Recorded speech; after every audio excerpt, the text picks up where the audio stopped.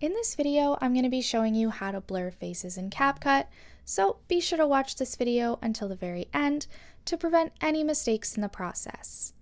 You're going to begin with any video that you want to blur faces of. I'm just using another tutorial video that we have posted on our channel, but it does have faces in it. So what I'm going to do is I'm going to click on Effects and then click on Video Effects.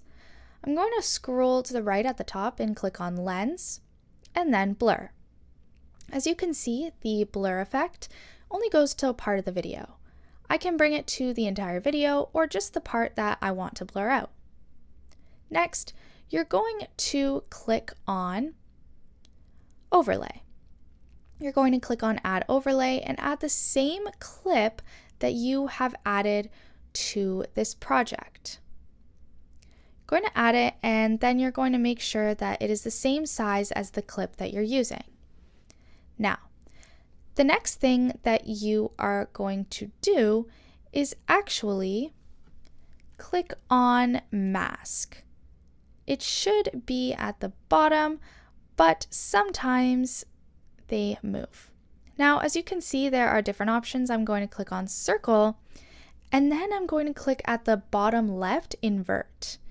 Now, as you can see, you can drag this onto whatever face that you want to blur.